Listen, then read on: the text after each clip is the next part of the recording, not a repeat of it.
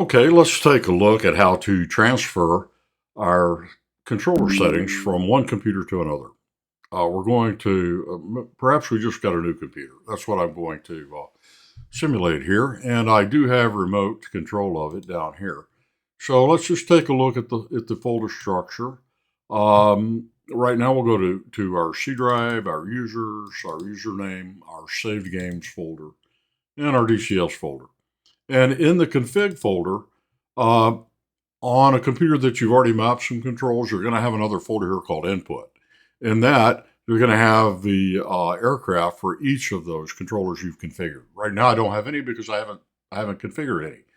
So if this is a new computer, the first thing you want to do is set up create a file for each of those. So we're going to go ahead and launch DCS, and we'll just use the since this is a computer I use for a server. I don't have a license. I don't have many licenses on it. I use a separate account for that. And so we'll just take a look at that.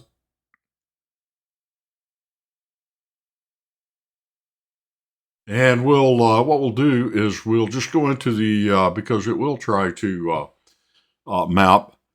automatically map some controls for the TF51, which we really don't want to use. Especially the access commands. You'll see how it well, that's not true. It actually has set up for what I wanted. So rather than demonstrate this, let's just go ahead and look at the various buttons here. And we're going to see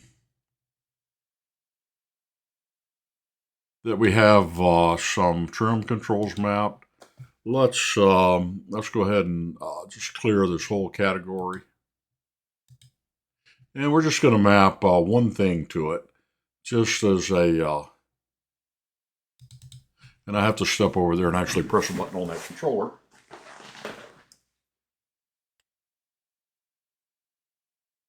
All right, we'll use button 2 for that, just as a demonstration. It could be any number of controls.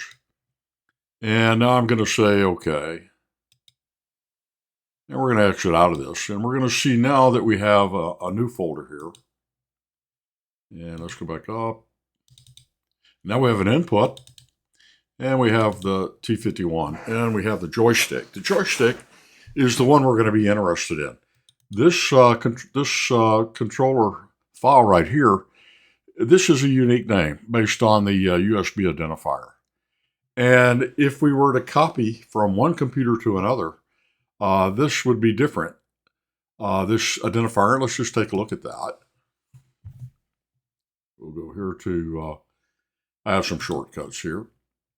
And so we'll just go here and we'll go to config, input, and we'll go to the TF51. We'll go to the joystick, and we're going to copy the, it has to be the same type of device, obviously. If it were a different stick, then it wouldn't have the same functions, and so mapping them would be pointless. So we'll go ahead and copy this back to this folder here on the new computer. And you'll notice that these file names are different. This is the one that DCS is going to use. It just created this file. This is the one I already have some mappings in. Not many, but I have a few. And so we're going to go ahead, and you'll remember that in this one I mapped a button 2 to the top. I don't know what it was, the air cooled control or something like that. But now we should have some additional controls. So we're going to, first thing we need to do, we can't have two files with the same name, so we need to rename this one, and we'll just call it old. And then we want to get this part of the file.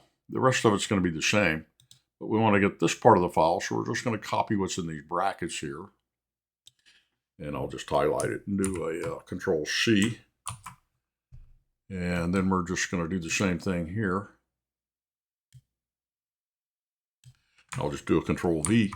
And now that, and an Enter. And now that renamed this file to what this is, minus the old. So whenever we start the game up again on this computer, and let's do that, we should see that cold air mapping gone. And I think I probably had trim controls mapped to it. And those should be back, even though I deleted them, if you'll recall.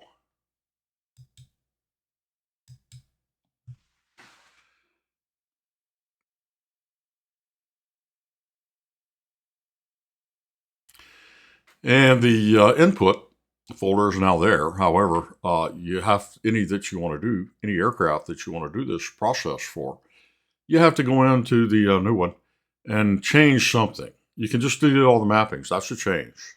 And then it'll automatically create the Lua that you'll want to rename to old and then copy your new one over. And then the game will read it. And let's confirm that.